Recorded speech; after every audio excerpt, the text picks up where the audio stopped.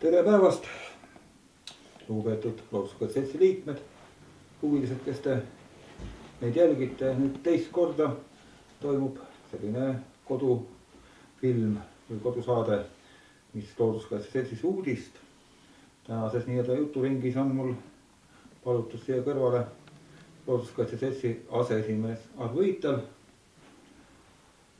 Rein Maran ja Jaak Johanson ilmselt tuleb koolitükki, kui tehtud saab, tuleb ka istub meie kõrvale veel nii, ja täna nii pikalt ei tee kui esimene kord, et täna ma arvan, saame poole tunniga hakkama.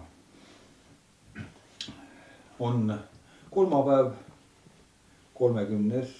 jaanuar. Täna on Anton Hansen Tammsaare 135. sünniaastapäev. Eile oli Fred Jüssi sünnipäev. Eelmise nädala lõpus Arvo Raudsepp, meie seltsi tegevjuht, käis õnnitlemas Jaan Tiivoja, meie seltsi auliiget, kes rajas esimese koolimetskonna ja Arvo Raudsepp kirjutas ka väikse loo meie koduleheküljel sellest kenast käigust sinna Jaan Tiivole külla. Aga iga kord, kui me siin need jutusaateid teeme, siis valime teema ja ma arvan, et täna oleks kena, kui Arvo Viital kõigepealt meenutaks natukene nii Anton Hansen Tammsaare medali saamise lugu kui ka Tallinna deklaratsiooni tegemise lugu, sellepärast et 80 aasta alguses olid sa juba Eilati juures tööl ja kõikides nendes sümpoosiumites ja tegemistes ise osaline. Ja et kuna see aasta on ju ka Tallinna deklaratsiooni juubeliaasta, siis ja ma alles lugesin just Eilati kirjatükke ka selle kohta. See tekst mõjub väga kaasaegsena, aga ma palun sul, et meenutada seda lugu, et kuidas see asi siin Tallinnas siis sündis. Looduskaitse Seltsi sidemed, kui nii võib öelda, Anton Hansen Tammsaarega on mitmesugused ja Tammsaare töödest ja Tammsaare poolt kuulsaks kirjutatud paikadest on Looduskaitse Selts sammutanud palju inspiratsiooni ja külastanud oma liikmeskonnaga neid kohti, mida me Tammsaare raamatutest kõik tunneme. Ja see on ilmselt olnud ka üheks põhjuseks, miks 1981. aastal, kui Tallinnas korraldati maastike optimeerimise valdkonda käsitlev rahvusvaheline sümpoosium, siis selle sümpoosiumi üheks väljundiks paljude huvitavate sisuliste ettekannete ja artiklite kõrval oli ka ettepanek siis Tammsaare medali statuudi kehtestamiseks eesmärgiga ära märkida neid inimesi ja neid ettevõtteid, kes maastiku hoolduses ja maastiku optimeerimisel on olnud edukamad võrreldes teistega. Selline lähenemine on tegelikult, kui võtta looduskaitse või keskkonnakaitse ajalugu silme ette suhteliselt uudne, eriti meenutades seda aega, siis 1981, kui valdavalt räägiti ühelt poolt siis inimkonna progressi vajadusest, mida peaks tagama siis edendatud tootmine ja teiselt poolt olid looduskaitsjad tõsiselt mures selle pärast, mis progress siis keskkonnale kaasa võib tuua. Siis selle sümpoosiumi üheks eesmärgiks oli tegelikult leida siis, nii võib nimetada kuldne kesktee selles mõttes,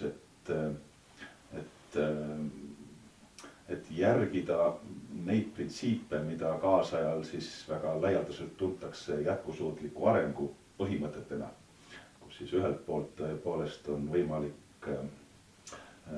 toota inimestele vajalike või inimeste põhivajaduste rahuldamiseks sobivaid tooteid, aga teiselt poolt see tootmine peaks siis toimuma sel moel, et oleks tagatud piisav elukvaliteet, piisav keskkonnakvaliteet nii inimestele kui ka teistele liikidele.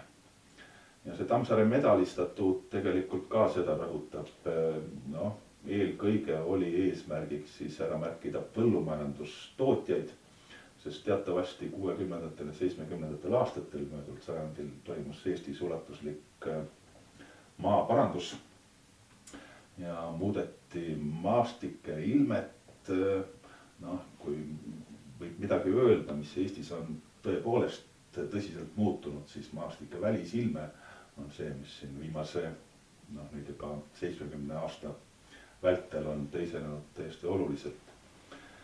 Ja põllumajandustootjad muidugi on olnud tegevad selles, et suurendada põllumajandustootlikkust, suurendada saagikust. Selleks oli vaja parandada veerežiimi põldudel, selleks oli vaja põlde kuivendada, selleks oli vaja põllumassiive suurendada. Ja kõik see lõi muidugi olukorra, kus vähenes maastiku mitmekesisus, vähenes ökotoonide ala ehk piiriala, siis inimese poolt rajatud või muudetud maastike ja looduslike maastike vahel, vähenes ökoloogiliste koridoride pikkus ja selleks, et seda nendes muutuvates oludes kuidagi mahendada või seda olukorda kontrolli alla saada, oli üheks võimaluseks siis juhtida nende põllumajandustootjate ja põllumajandusega seotud inimeste tähelepanu nendele negatiivsetele aspektidele ja ergutada siis neid, kes on midagi ära teinud ja kes soovivad edaspidi midagi ära teha selleks, et tootmine ühelt poolt ja keskkonna seisund teiselt poolt ei oleks niivõrd tõsises konfliktis. Nii et see Tammsaare medal tähistas siis omamoodi mõtteviisi muutust ka, mis on aset leidnud Eestis siis juba suhteliselt varakult, aga tegelikult Eesti on olnud selles mõttes ka eeskäija, et mujal maailmas on see hoopis hilisem nähtus, kus räägitakse sellisest harmoonia eesmärgist tootjate ühelt poolt ja looduskaitsjate ja looduse osas teiselt poolt. Tahtsin veel juurde panna sellise mõtte, et kui me nüüd Tammsaaret loeme ja siis tuleb üks pealt Eesti vanasõna meelde, et ilu ei kõlba patta panna, aga just, et selle maastiku hoolduse eesmärk on ühelt poolt selle ökoloogilise mitmekesisuse hoidmine, nende ökotonide kõikide rakendamine ja teiselt poolt just, et ka nii-öelda maastiku ilu väärtustamine ja selles mõttes ma usun, et need ökoloogia ilu tegelikult hoiavad ju kokku. No kahtlemata, sest maastiku ilu tegelikult hinnatakse ju maastiku mitmekesisuse kaudu. Ja omal ajal 1970. aastatel oli üks kuulus Leedu professor Kasis Eringis, kes koostas ka vastava monograafia selle kohta, kuidas siis maastiku ilu hinnata, kasutades siis teaduslikke võtteid selleks hindamiseks. Ja selgus, et seda on täiesti võimalik teha. Mille puhul siis see hindamise kriteerium ongi valdavalt see maastiku mitmekesisuse tagamine ja selge on see, et see Tammsaare medali statuut ka nägi ette siis just nimelt selle mitmekesisuse säilitamist, suurendamist seal, kus seda võimalik on teha. Ja selle kaudu siis muidugi ka nende esteetiliste eesmärkide saavutamist. Valdav osa meist võiks öelda vähemalt, et see on maastik, see on mitmekesine, on seetõttu ka ilus, kuigi väga suures ulatuses inimese poolt ka ümber kujundatud või tegelikult väga paljuski inimtekkeline, nagu põllumajandusmaastike puhul see on. Nojah, see ju tegelikult räägimegi ju pärandkultuurist ja tänavu on ka kultuuripärandi aasta ja selles mõttes lisaks ütleme muudel kultuuri osadel tegelikult see, kuidas meie maastikud, kuidas meie elamise miljööd välja näevad, see ongi ju otseses mõttes kultuuri osa. Et võib öelda, et tegelikult looduskaitse ei ole ka mitte midagi muud, kui ta on kultuuri üks väärikas osa. Jah, ja no selle väljendiks oli üks sündmus, mis Eestis aset leidis paar aastat hiljem, see on siis 1983. aastal, kui korraldati taas üks rahvusvaheline üritus, mis teatavasti 80ndate alguses, need, kes nõukogude aega mäletavad, ei olnud väga lihtne teha. Ja mille sisuks oli siis erinevate kaunite kunstide rakendamine looduskaitse hariduslike eesmärkide teele, mis tähendas siis muusika, kunsti, kinematograafia, fotograafia ja nii edasi. Maalikunst, nende rakendamist siis looduskaitse haridus eesmärkide saavutamiseks. Üldine idee oli siis selles, et sellises urbaniseerunud, üha urbaniseeruvamas ühiskonnas on terve hulk inimesi, kes tegelikult loodusesse satuvad väga harva, võib-olla on ka selliseid, kes ei satu sinna suurt üldse. Eestis ehk vähem, aga läänepoolses Euroopas leidub neid ilmselt hulganisti. Ja selleks, et neile aimu anda, siis ühelt poolt, mis asi see loodus on ja millised väärtused seal sisalduvad, on muidugi need kaunid kunstid väga olulised.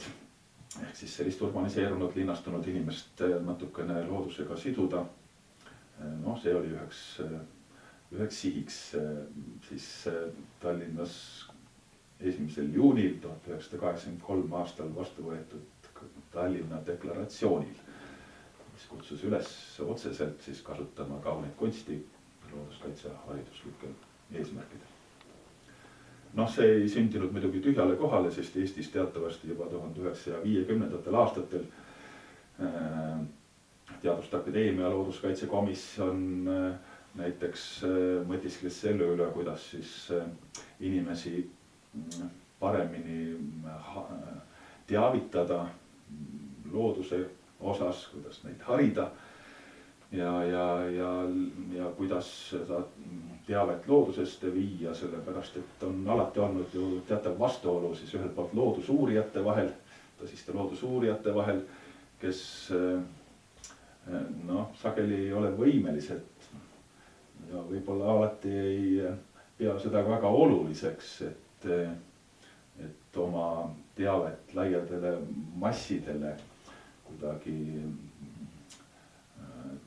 teadvustada ja võib-olla ei oska ka seda teha. Nii et selle üle on juureldi juba siis paarkümmend aastat enne, kui see Tallinna deklaratsioon vastu võeti, mis siis ka ühte spetsiifilist aspekti selles loodushariduslikus töös käsitles. Mis oli ka väga uudne. Euroopa mõttes, ma arvan ka globaalselt oli tegemist täiesti üsna erakordse lähenemisega, kus tegelikult looduskaitse ja erinevad kultuuriväljundid seoti üheks tervikuks, mis ei ole oma uudsust kaotanud, ma arvan, siiamaani. Nii et tegelikult selle Tallinna deklaratsiooni tutvustamine kui uudne idee on mõnevõrra ehk mitte väga edukas olnud, võib-olla vahepeal soiku jäänud, aga midagi sellist igal juhul, mis väärib enam aktiivsust tulevikus. Aasta 1983 ma lugesin selle sümpoosiumi aeg oli lausaks paarkümmend erinevat näitust ja kultuuriüritust, mis oli seotud selle looduse ja kaunite kunstide seoste väljatoomiseks. Seal oli Kaljupõllu kodalaste näitused ja kõik kenad sellised koorimuusika värgid ja see on Eesti fenomen ju kogu aeg olnud, et tänu meie väiksusele kui palju meil nii-öelda tippkultuuri inimesi on osalenud looduskaitsetöös. Et see on meie väärtus ja ma usun, et praegu me üritame sinna samasse suunda jälle minna, et ikkagi kõik kultuuriinimesed kaasa tõmmata. Me siin lähedal naabrimees on Tõnu Kaljuste ja selle põhjuseks muidugi ei ole ainuüksi Eesti väiksus, vaid põhjuseks on ikkagi olnud need sotsiaalsed olud, milles selts on pidanud tegutsema, sest ei olnud inimestel ju väga palju väljundeid, et oma tööväliseid huvisid kuidagi rakendada. Ja Looduskaitse Selts oli nende seas üks väheseid, mida siis peeti ka suhteliselt isamaaliseks organisatsiooniks ja see oli muidugi ka üheks põhjuseks, mis sellist huvi erinevate kultuuriringkondade ja inimeste osas siis selle seltsi vastu tekitas. Väiksus ühelt poolt tõepoolest aitas sellele kaasa, sest paljud inimesed lihtsalt tunnevad üksteist, aga teiselt poolt olid muidugi ka need tingimused sellised, mis seda soodustas ja mis takkajärgi mõeldes on vähemalt Looduskaitse Seltsi jaoks olnud väga hea ja ma arvan, et ka nende inimeste jaoks, kes seltsiga kultuuriringkondadest liitusid, on see olnud kasulik selles mõttes, et nad on saanud teavet selliste valdkondade kohta, mille üle nad võib-olla ei juurelnud igapäevaselt oma põhitegevuse raames. Kusagil seltsi algideid oli eilate see, et ta kõndis juba 60 ringi korralik seltskond kultuuritegelasi ümber. Igal aastal käisid jalutasid loodus seal olid, kes seal kõik koos olid, Tormiised ja Panso ja Sang ja Merilaas ja Rusten ja isegi natukene Lennart Meri kendis seal kaasa teinekord ja ikka väga selline nii-öelda hea seltskond. Ma kujutan ette, et Eilast sobis nii-öelda looduse tundjana võiks väga hästi, et nad teeksid ära kunagi. Vist nii on. Nojah, ja selle Tallinna deklaratsiooni jätkuna ju tegelikult hakkas selts ka soodustama siis või ära märkima neid kultuuriinimesi, kes loodusele enam tähelepanu pöörasid või looduse hoiule enam tähelepanu pöörasid. Mis tähendas Looduskaitse Seltsi preemiaid koorifestivalidel ja loodusfilmide festivalil, Rein Maran teab seda väga hästi. Ja graafika biennaalidel Tallinnas toimusid ja nii edasi. Nii et see oli tegelikult ka omamoodi jätk ja see on otseselt seotud ka tegelikult selle eelpool nimetatud Tammsaare medaliga. Tammsaare medali sisu ei olnud ka midagi muud kui maastiku kultuuri tähistamine. Samamoodi seosed siis selle inimtegevuse ja kultuuri poolega. Nii et see on üks jätk nendele teistele tegevustele, mis siis Tallinna deklaratsiooni järgselt toimusid. Pluss veel tänu soomlaste abile, kui palju ilusaid näitusi meil siin, nii loodusfotonäitusi kui ütleme nii nagu Looduskaitse Seltsi õuekunstnik oli Kalju Põllu, aga ma mäletan seda uhket Erik Pruuni näitust, Soome Looduskaitse Liidu nii-öelda õuekunstniku näitust, mis oli Marka Mäes, mis oma niimoodi, see ulatust oli ikka võimas värk. Nojah, sest Eestis ju tegelikult sellist väljaspoolt sisse toodud väga professionaalsete loodusfotode ja nende autorite tutvustamine andis tõuke edaspidi ka meie oma loodusfoto arenguks ja praegu võib-olla ei ole enam erinevust selles kvaliteedis ja professionalismis Eesti ja Soome ja võib-olla teiste riikide loodusfotograafide vahel. Aga Eestis see traditsioon on tegelikult ka üsna pikk, sest teatavasti loodusfotodest pandi kokku juba 1955. Aastal üks siiamaani haruldane kogumik, mis kandis pealkirja Eesti kaunis loodus, mille peatoimetajaks oli hilisem tuntud Sipelkoori ja Vabala maavara. ja hakati korraldama ka loodusfotokonkursse. Esimene oligi mis vist vahepeal kuidagi ära vajusid või soiku jäid, aga hilisematel aastatel on jälle väga palju populaarsust leidnud ja muidugi järk-järgult siis seda loodusfoto taset Eestis ka heale tasemele aidanud. No sellega seoses ma mäletan 80 oli erinevate fotograafide soomlaste näituses siin, üks oli Juha Taskinen ja nüüd tema need Saimo Viigri fotonäitus, mis oli. Nüüd eelmine aasta Matsalu filmifestival ta sai žürii preemia oma sama Viigri juba ainetel korralik rohkem 50 minutit pikk loodusfilm ja nüüd ma just täna leppisin kokku, et märtsi alguses kohe ta tuleb siia, et oma filmi niimoodi juures pilte tutvustada, et see on tore, et need 80 aastate suhted nende tolleaegsete noorte fotograafidega, nüüd ta on juba keskeas, aga kuidagi see sõbralik kontakt see on nagu jäänud ja sinagi, Rein, vaata, kui sa tegid neid kinomajas neid filmifestivalile, mis oli nagu mõndapidi nagu Matsalu festivali nii-öelda eelkäija, et siis ju kaheldamatult siin on sul Venemaa paremas koos ja ka mõned soomlased, Teuvo Suominen käis oma filme näitamas aga natuke Rein äkki räägid sellest, et kuidas see nii-öelda filmimaailm ja fotomaailm, sa olid ju ka üks nii-öelda loodusfotograafia, üks nii-öelda sellise liikumise algataja 60-ndatel juba vist oli. Jah, seda küll. Minu elus ongi niimoodi olnud, et ma olen algselt vaimustatud olnud fotograafiast ja kujutanud ette, et fotograafia ongi see minu päris tee. Ja siis tedapisi avastanud laiemad võimalused filmis, sest et ega sel ajal fotograafia teed oli ju tegelikult üsna kitsukesed, oli ajakirjanike liidu fotosektsioon ja siis oli tulekul ja katsetamisel oli fotoklubi. Esimene etapp ja esimene võimalus oli, kuigi fotoklubi oli varem olemas, esimesel Eesti ajal ka, aga esimene niisugune püüe nagu ühineda ja kogemusi vahetada ja õppida üksteiselt ja imetleda üksteise pilte. See sai teoks omaaegses Tehnikamajas Tõnismäel.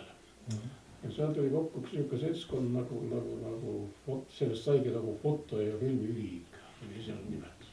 Ja see tasaviisi arenes siis tegelikult, võttis nagu normaalse ilme, muutus Tallinna fotoklubiks. Mina olin sellal juba seotud palju tihedamalt filmiga aga fotoga tegelemine nagu ei katkenud. Tekkisid väiksemad grupeeringud, mis olid teatava kindla suunitlusega ja üks sarnane suunitlus kandis nimetust Toodum. Ja see oli päris huvitav seltskond, neid ei olnud palju, meil oli 6-7 inimest ainult. Ja tol ajal meie eesmärgiks peale selle meie põhilise töise tegevuse, mis oli tegelikult film.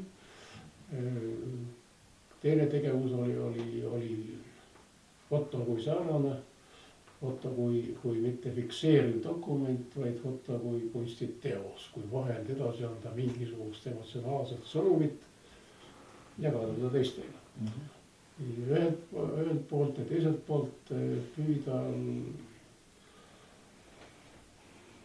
nagu tõestada või kokku viia teiste kujutavate kunstidega, et fotokunst on sellega nagu üks partner.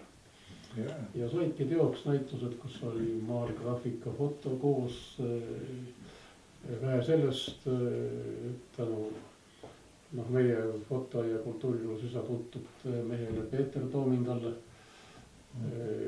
kes kirjutas palju ja oli selle entusiast, tekkis ju suured vajadused jagada oma muljeid ja saata oma fotosid ka mujale maailma. See ei olnud sellal mitte eriti kerge. Tähelepanu oli mõneti argas ka asjast teistmoodi kutsutud seltskondadel.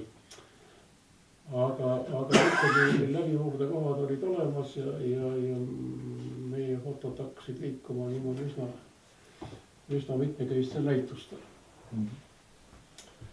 aga loodusfotost kui niimoodi lausa erialast enam keegi midagi ei rääkinud, olid jah, üksikud entusiastid olid, aga tavaliselt oli ikkagi reporter ja noh, portretist, ateljees töötaja ja mälestused omaaegsetest fotodest fikseerinud Eesti talurahva elu, talurahva tüüpe, neid omapäraseid kujusid, mida me siiamaani kanname endaga nagu mälus kaasas. ja soomlastel kõrval muidugi Helsingis oli see asi hoopis arenum ja minu esimene vapustus oligi see, kui ma saatasin tehes ühte filmi koos Solmuri rahvastest. Sattusin näitusele Soome aasta loodusfoto näitusele, mis toimus tol ajal tundus see täiesti mõistetamatu ja võimatu. Siuke näitus tuleb kokku Finlandia talus, mis on Helsingi hoone. Ja et sinna tulevad kokku ikkagi mitmed sajad inimesed, et saal on rahvaspuugisti täis, näidatakse diapositiive ja nendele improviseerivad juurde Soome tuntud heliloojad, et see nagu tekkis üldine sulane. Ja see vaatajate hulk oli nii suur ja see oli hämmastav mõju sellele. Ja siis tasapisi hakkas tekkima see mõte ka siin mail rohkem nagu juurduma. Ja nüüd peab tunnistama seda, et 12 niisugust kõigepealt sinu korraldusel loodusfoto näitust, aastafoto loodusfoto näitust on teoks saanud ja nüüd kohe mõningatena veidi üle kuu on seda aega, rohkem polegi. Saab jälle teoks järgmine ja see on juba 13. Ja ma olen tõesti veendunud ja ma isegi tean seda, et on küllalt palju sadu inimesi, kes juba vaikselt on selle mõttega kogunud käinud väljas otsimas kontakte, jäädustamas neid ja varunud omal juba niimoodi valikuks igasuguseid pilte, mida saata. Ja tähtajad ja terminid on samad, tingimused samad, sellest nende aegade jooksul ikkagi 13. aasta on välja kujundama traditsioonid ja tavad. Aga minu praegune jutt on nagu rohkem pööratud nendele, kes ei ole seda veel proovinud, sest et me elame tegelikult mõnes mõttes väga huvitavas ajas. Ja tehnoloogia on teinud nii metsikuid hüppeid, et sisuliselt see fotokunst, kui säärase viljelemine oli omal ajal ikka üksikute väljavalitute, väga järjekindlate, kes siis tungsid tehnikasaladustesse ja loomesaladustesse ja sealt püüdsid läbi murda sellest üle hakata valitsema neid vahendeid, et siis alles midagi looma hakata. Praegu on tase ikka jõudnud selleni, et sisuliselt võttes on võimalus oma muljeid keskkonnast ja antud juhul kõigepealt loodusest teadvustada tegelikult igaühel. Ja seda saab igaüks teha. Ja saab teha küllalt tõsiselt võetavalt kvaliteedil. Ainult, et siin nüüd määrab selle mitte niivõrd see, kuivõrd hea kaameraga see on tehtud, kuivõrd hea optikaga see on tehtud.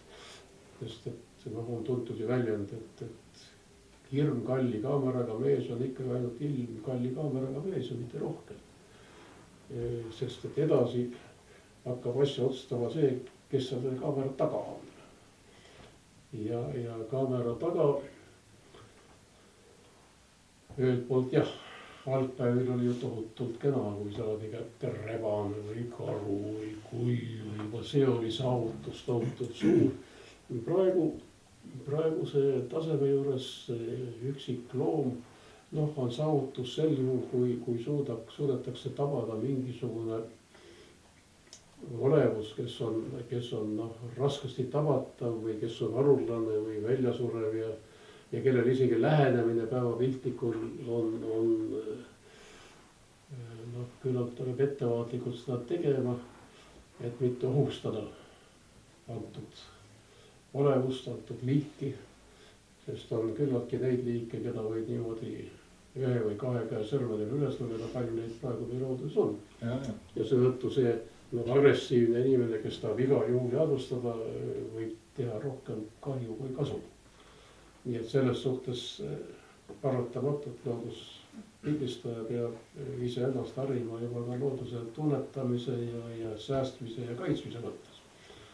Ja tal tuleb paratamatult jõuda selle arusaamiseni, et ta on üks osakene loodusest ja tegelikult kõik elumõisted on tegelikult ka pärit sellest samast loodusest, mida me praegu tunneme ja tunnustame. Ja välja minnes fotoaparaadiga, ka pildikaameraga, lõpuks või videokaameraga,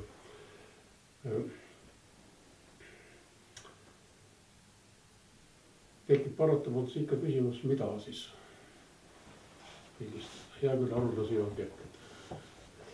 Aga tegelikult ju pildistamisel enamik juhte kipub olema nii, et te näete midagi ääretult põnevat ja huvitavat ja nii, et hing jääb mõnikord rinnast kinni ja haarate kaamera ja pildistate seda ja siis pärast vaatate seda tulemust ja on meeletu pettumus. Ja sellest üle saada tuleb aru saada suhteliselt väga lihtsast asjast. Tähendab, suhe looduse ükskõik millise detailiga ja keskkonnaga on alati kahepoolne. Ühelt poolt on see, mida loodus meile pakub ja teine on see, mida me tegelikult oleme võimelised selles looduses vastu võtma. Ja selles mõttes on fotoaparaat üks imeline riist. Ta lausa sunnib meid otsima, tegema valikuid, mõtlema, kuidas, mismoodi, missuguse rakursiga, missuguse valgusega tuleb pildil välja see, mida me ise tunneme, mida me näeme. Ja selles on tegelikult see otsing.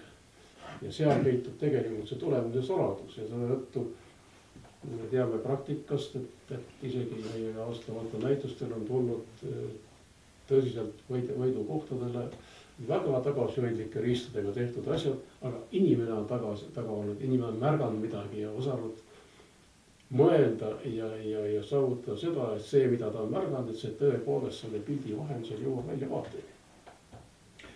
Jah, iga fotovõistluse puhul on kaks poolt, et ühelt poolt on fotograafide osavõtjad ja teiselt poolt määrab ka võistluse taseme ära see žürii pool ja Rein on olnud kõik need 12 aastat ja nüüd ta nagu jälle žürii esimees ja mul on tõesti hea tunne iga kord, kui see võistlus on jälle pildide valik on jälle hea tehtud, et meie žüriis, kus minu kõrval kuuluvad Tiit Pääsuke ja Tiit Leito ja Sirje Tooma kunstnik.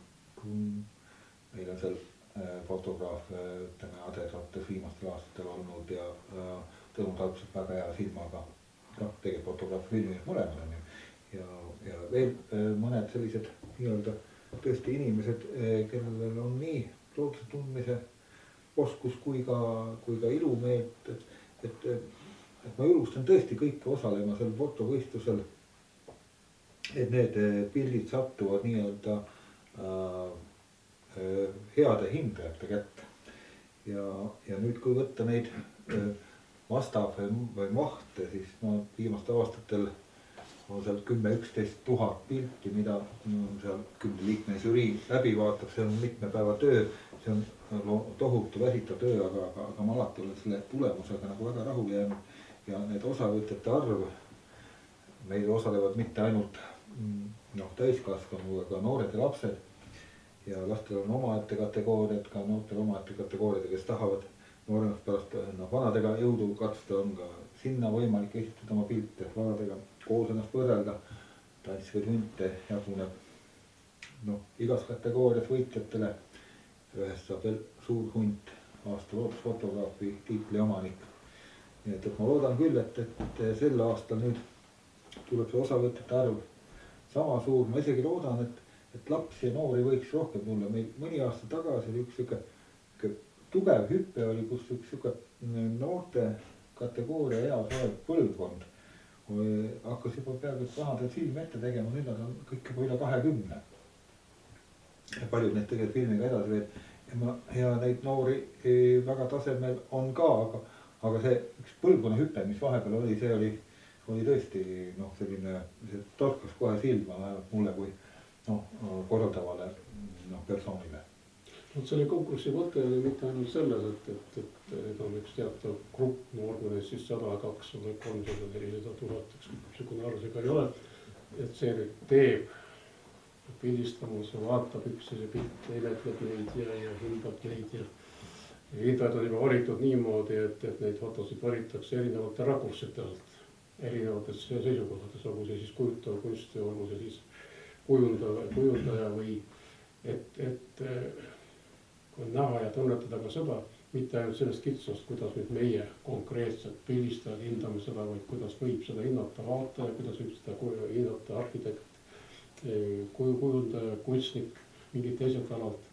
Ühesõnaga märksa laiemalt, see on üks suund, aga teine suund on veel selles, mis on minu arust mitte vähem oluline ja mis mul selle aasta loodusfotokonkursi juures meeldib, on alati see lõppüritus, kus käib tegelikult väga palju rahvast ja nende hulgas on alati neid, kes nii või teisiti, ma ei oska öelda, kui suur see arv on, aga neid, kes tunnevad seda kihu proovida ise olla selles seltskonnas, jagada seda, ühesõnaga leida, kõigepealt jagada seda vaatamisel, teiselt poolt leida ise ja jagada ka seda ja teisest küljest paratamatult on see fotoaparaat niisugune riistapuu, mis õpetab tegelikult loodust nägema, hindama, aga me ei saa ju rääkida tegelikult ei looduskaitsest ega loodushoiust, kui me seda sisuliselt ei väärtusta, kui me ei hinda seda, kui see ei ole meie jaoks väga oluline. Ja me oleme valmis kaitsema, mis meie jaoks tähtis on, mida me tunneme. Mida me ei tunne, see ei ole ju mingit väärtust. Ja selle väärtustamise mõte minu arust ongi kõige tähtsam ja kõige olulisem. Ja see näitus on säärane, kus tegelikult võib, praktika on seal näidanud võrdväärseda veistrite kõrval võtta osa päris alga ja teha niisuguse omapärase heiu, näha midagi niisugust, mida teised pole näinud, märgata. Sest alati on see partneritega fotolooglik keskkond, teiselt poolt on see vaataja ja pildistaja ja selle kahe kokkusulamise tulemusel tekib siis see või ei teki. Ja nüüd ongi niimoodi, et see jutt viis ju täpselt selle mõtteni, et see fotovõitlus täidab ja teenib täpselt neid Tallinna deklaratsiooni sihte. Ja nii palju looduskaitse seltsi poolelt juurde öeldes, et kuna ma olen kogu aeg olnud oma loodusomnibussi ja looduskaitse seltsi juures, isegi siin kogu aeg siin majas ja ise olnud juba paarkümmend aastat juhatuse liige, ja alati me oleme pannud niimoodi loodusomnibussi ja Eesti looduskaitse eriauhinna välja, aga see aasta ongi niimoodi juba välja kuulutajate rollis on siis loodusomnibus, Eesti looduskaitse selts ja Eesti Energia ja võime need numbrid vahetada. Eesti Energia on tõesti nüüd juba tänavu 3. aastat ja kes lubab ka tänu sellele me saame ka panna väärikavad auhinnad välja, tänu sellele me saame korraldada lõpuüritusel Estonia kontsert, kus maailma tasemel muusikaga oleme 2 aastat teinud ka Jõhvi kontserdimajas jätkuürituse veel ja fotonäitused saavad pärast seda levima. Nii et ma julgustan küll kõiki ka sellel aastal minema nüüd loodusomnibussi kodulehekülje peale, seal on need eeskirjad toodud. Ülehomme tähendab 1. veebruaril hakkab üleslaadimine, see saab pilte saata meile elektrooniliselt kuni 4.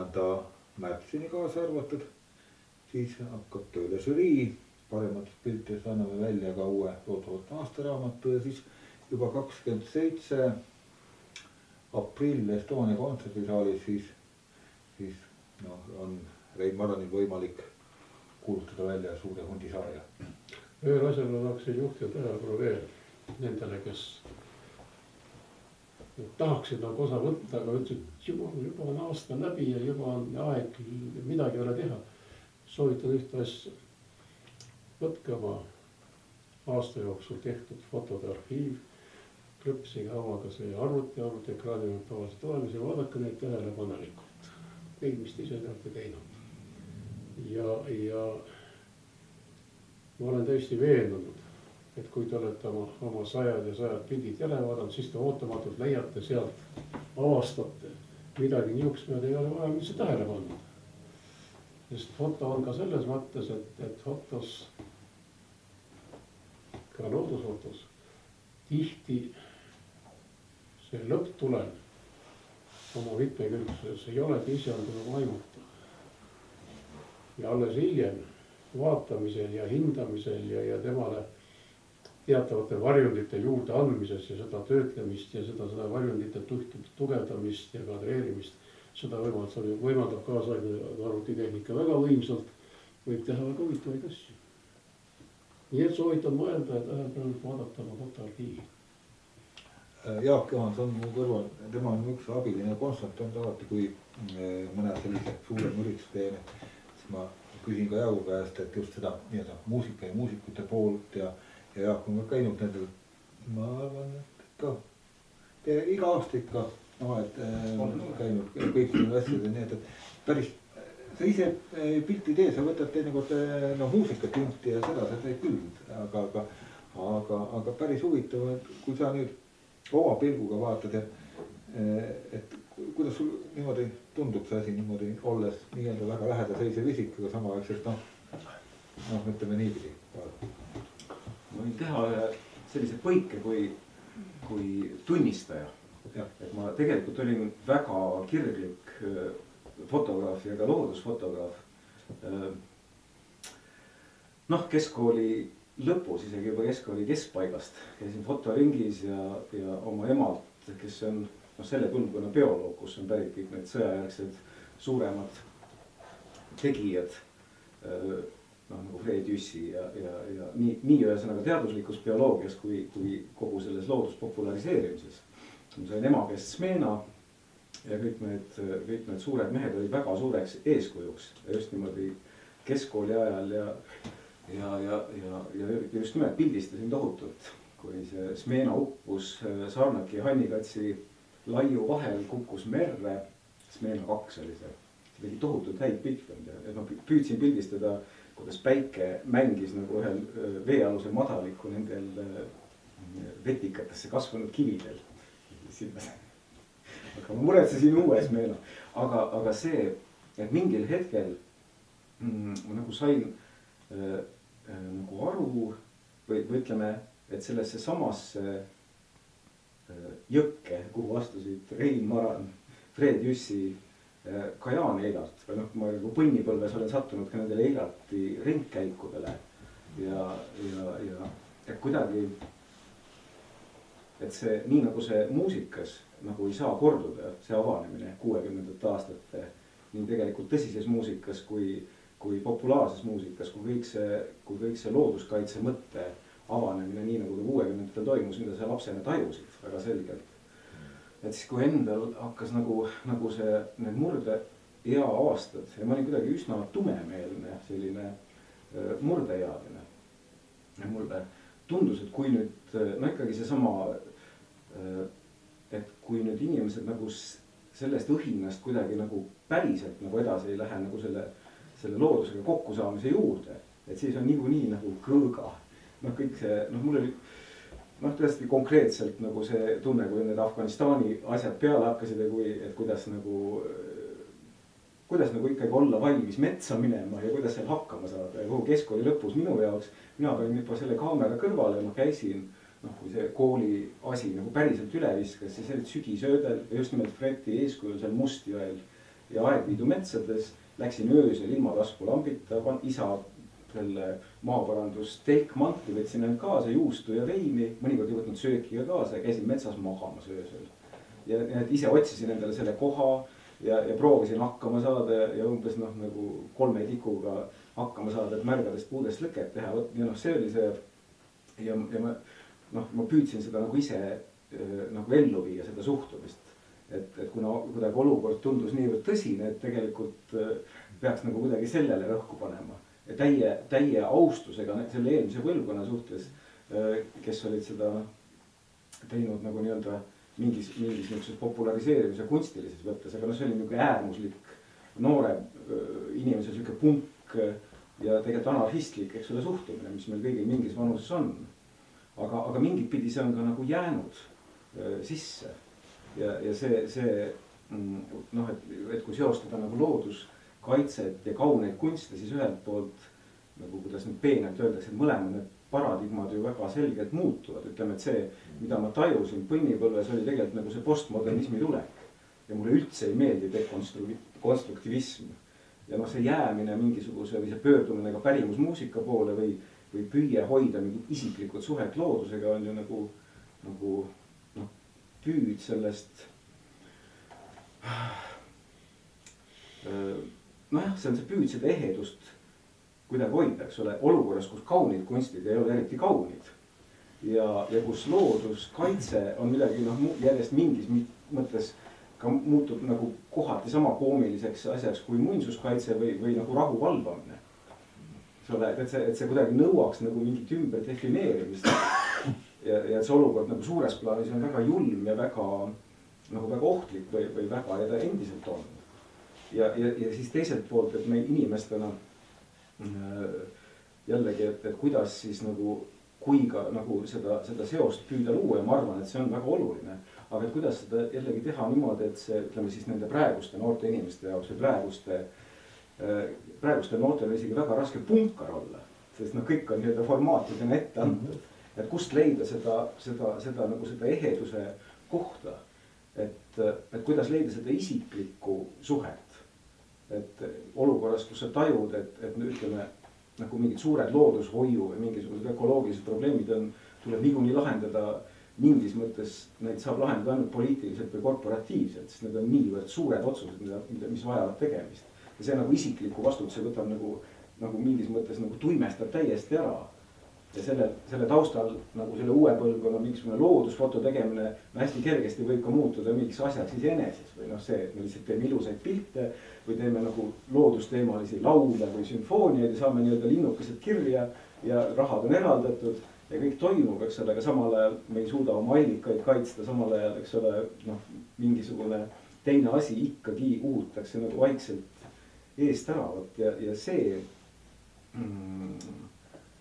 ja noh, samas kogu aeg, noh, samas ikkagi teisest küljest noh, see loodusfoto võistlus ja kõik, mis toimub, noh, see on, see kindlasti aitab seda isiklikku suhet ka leida, aga noh, kuidas iseennast, noh, nagu kuidas, sest praegustel noortel, ma arvan, on väga raske just seda isiklikku, ma ei tea, kui palju on neid, kes praegu, noh, tajudes seda sama on niisugust serva peal olekut, käivad metsas harjutamas, et kuidas nagu hakkama saada, mitte niimoodi, kuidas põdrast pilti teha, aga noh, et kuidas päriselt, noh, olles linna, noh, ma olen ka linnapoiss, eks ole, ja kas see üldse on vajalik või milline on nende tajude vahekord.